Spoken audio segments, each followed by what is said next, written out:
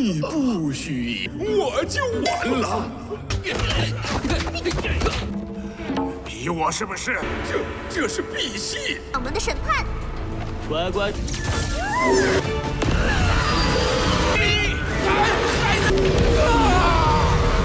养儿不防老。Halo semuanya, selamat datang di Ruang Sinema. Bagaimana kabar kalian semua? Semoga selalu sehat dan baik-baik saja. Sesuai jadwal, jadi pada hari ini kita akan kembali melanjutkan series Donghua Hidden Sekte Leader episode terbaru, yang mana ini adalah episode yang ke-40. Bagi yang baru bergabung dengan series ini, kita sudah sediakan playlistnya, jadi kalian bisa dengan mudah mencari di mana episode awal dari series ini. Sebelum kita mulai episode terbarunya, kita akan melihat dulu apa saja yang terjadi pada episode sebelumnya, tepatnya pada episode 39. Di minggu kemarin, Gu Xiner, Lin Xuan, dan juga Su Xingyu mulai melakukan perjalanan menuju Sekte Jiuyang. Akan tetapi dalam perjalanan itu, Lin Xuan merasa ada yang aneh pada tubuhnya, karena setiap ia mendengar Su Xingyu berbicara, tubuhnya sangatlah sakit. Gu Xiner menganggap kalau semua itu mempengaruhi jiwa jahat dan baiknya. Ia meminta Lin Xuan untuk mengusir Su Xingyu saja, tapi tentu ini tidak bisa dirinya lakukan. Di sisi lain, Su Xingyu mulai memasuki gua Sekte Jiuyang. Akhirnya ia pun mengetahui kalau orang-orang itu telah menggali celah dunia iblis untuk mengambil energi negatif. Sayangnya posisinya itu ketahuan dan segera ditangkap. Sedangkan Gu Xiner dan Lin Xuan sedang melakukan pencarian kepadanya. Mereka sempat mendapatkan masalah kecil dan memaksa mereka untuk masuk lebih dalam. Siapa sangka kalau di sana mereka bisa bertemu dengan Su Xingyu yang telah terluka cukup parah akibat siksaan dari tempat itu. Mereka berjanji akan membalaskan dendamnya. Orang yang mereka bicarakan pun tiba, dan dia itu adalah Wang Eryang, ketua Sekte Jiuyang. Sekarang kita akan melanjutkan episode terbarunya. Kita masih berada di Sekte Jiuyang. Di sana mereka sudah tahu kalau orang-orang Sekte Jiuyang sedang menambang senjata ajaib yang malah akan merusak dunia. Bahkan Gu Xiner tidak pernah menduga akan bertemu dengan sekte sejahat mereka. Wang Eryang tidaklah membenarkan apa yang mereka katakan, karena bagaimanapun Sekte Jiuyang telah mendapatkan sertifikat resmi dari aliansi Tiandao. Selain itu mereka juga memperlakukan para murid dengan baik tanpa memberikan siksaan apapun. Tidak hanya itu saja, mereka bahkan mendapat mengambil hari libur setiap tahun baru. Sepertinya orang-orang itu iri dengan sekte mereka. Su Xingyu tidak percaya karena mereka pasti menerapkan kerja 996. Karena Lin Xuan tidak tahu apa itu 996, jadi Gu Xiner menjelaskan kalau mereka hanya bekerja 9 jam sehari, istirahat selama 6 jam setiap 9 hari. Lin Xuan sepertinya tidak terlalu pintar karena jam saja ia tidak tahu. Wang Eryang tertawa karena berani-beraninya mereka menolak nikmat yang telah dirinya berikan. Alhasil ia akan memberikan hukuman dan cara mengirim mereka ke neraka. Su Xingyu tahu betul kalau Wang Eryang telah menerapkan keterampilan iblis. Aura iblis pun memenuhi tempat itu. Tapi di luar dugaannya, Su Xingyu malah menyerap semua aura negatif itu. Bagi yang lupa, sebelumnya Su Xingyu ini memiliki tubuh iblis. Jadi karena itulah energi iblis tidak mempan kepadanya. Hanya saja itu berpengaruh kepada Gu Xiner. Akan tetapi dia pura-pura kuat dan memakan pil untuk menstabilkan dirinya.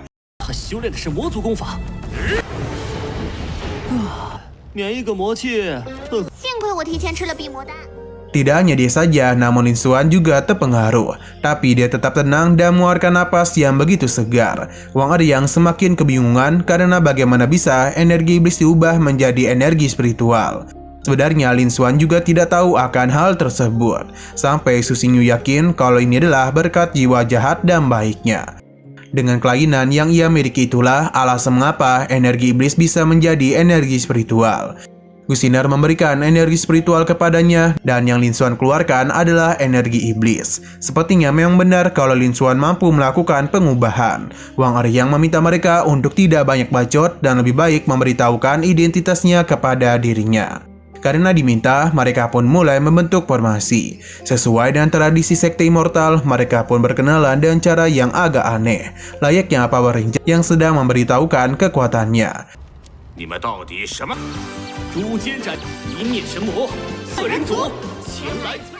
Pada akhirnya, mereka pun memperkenalkan diri dari Sekte Immortal. Mendengar semua itu membuat Wang Eryang menjadi sangat ketakutan, karena dia tidaklah berani menyinggung Sekte Immortal. Melihat apa yang terjadi membuat para murid kesal karena Huang Eryang menyerah begitu saja. Padahal mereka ini masih belum selesai memperkenalkan diri, namun dia itu malah lebih dulu pergi. Alhasil pengejaran pun segera mereka lakukan. Huang Eryang terus berlari sambil mengatakan kalau ia tidak ingin bermusuhan dengan sekte immortal. Jadi dia memohon untuk memberikannya ampunan. Kushiner dan yang lainnya meminta Huang Eryang untuk tidak berteriak seperti itu, yang seakan-akan dialah yang menjadi korban. Padahal sekte Jiuyang telah banyak melakukan siksaan. Huang Eryang meminta bantuan kepada leluhur sekte Jiuyang. Tapi leluhurnya itu tidak ingin membantu, yang membuat Huang Eryang kesal. Karena jika terus seperti ini, maka sekte Jiuyang akan tamat. Namun leluhurnya itu tahu jika dirinya keluar, maka dialah yang akan tamat. Selain itu, energi iblis yang Huang Eryang keluarkan hanya mampu bertahan sejam saja. Selepas itu dirinya akan menggila. Benar semua itu membuat mereka tertawa dan langsung saja memberikan hukuman kepadanya. Tidak mau terus diinjak-injak, Huang Eryang pun menjadi semakin kesal dan akan memberikan perlawanan. 前来相助，你不许，我就完了。比我是不是？ Berhubung leluhurnya tidak kunjung keluar, maka dirinya akan memaksanya keluar. Walaupun itu akan melukai dirinya, Huang Eryang pun gunakan semua kemampuannya dan membuat sosok Tuan Wang keluar dari dalam tanah. Melihat para murid yang ketakutan membuat Huang Eryang senang dan meminta untuk dipukuli lagi. Ucapannya langsung dikabulkan oleh Tuan Wang karena dia begitu kesal kepada Huang Eryang. Sebab dia itu malah berniat untuk membuatnya mati bersamanya. Ia akan terus memukul Huang Eryang untuk bisa melihat apakah ia bisa diubah menjadi kertas. Setelah memberikan hukuman itu, Tuan Wang pun menjadi puas. Sekarang dirinya pun akan memberikan hukuman kepada Kushiner dan yang lainnya. Akan tetapi ia cukup terkejut karena Su Xingyu memiliki tubuh iblis bawaan. Ia menjadi semakin tertarik dengan tubuh yang ia miliki. Karena selama memiliki tubuh tersebut, maka Tuan Wang itu tidak perlu takut mati lagi. Untung saja serangan yang Tuan Wang lancarkan masih mampu ditahan oleh mereka. Para murid meminta Tuan Wang untuk tidak percaya diri dulu karena yang memiliki kekuatan jiwa bukan hanya dia saja, namun mereka juga memilikinya. Mu Bupai pun dipanggil dan membuat Tuan Wang benar-benar terkejut. Mereka yakin ini pasti bisa mengalahkannya. Akan tetapi Tuan Wang langsung menggunakan napas iblisnya yang membuat Mu Bupai menjadi takut.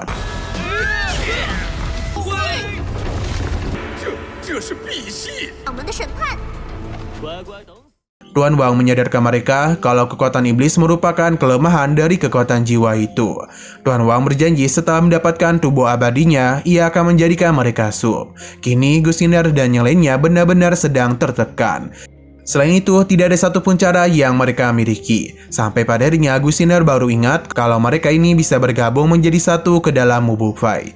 Ini semua dilakukan agar Mu Bupai kebal terhadap kekuatan iblis yang Tuan Wang keluarkan. Kushiner akan mengendalikan Mu Bupai, Su Xingyu akan menyerap kekuatan iblis, dan Lin Xuanla yang akan menetralkannya. Dalam gini, Mu Bupai pun bisa bergerak lagi dan langsung saja melancarkan serangan kepada Tuan Wu. Dalam pertarungan itu terlihat jelas betapa mendominasinya mereka. Bahkan Tuan Wu tidak memiliki kesempatan apapun untuk bisa menyentuh mereka.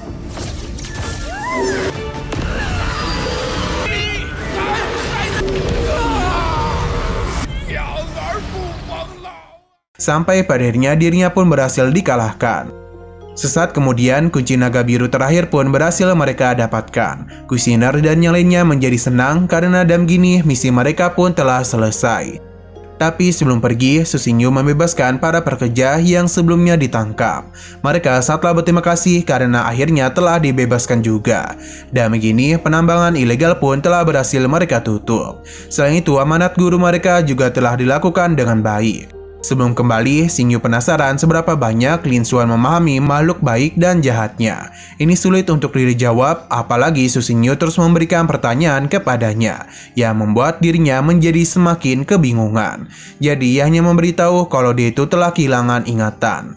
Untung saja mereka itu percaya. Di sini Kushiner juga penasaran mengapa Xingyu tahu lebih banyak tentang energi iblis. Karena bagaimanapun tidak banyak orang yang mengetahui tentang hal semacam itu. Su Xingyu akan menceritakan semua ini jika saatnya sudah tepat.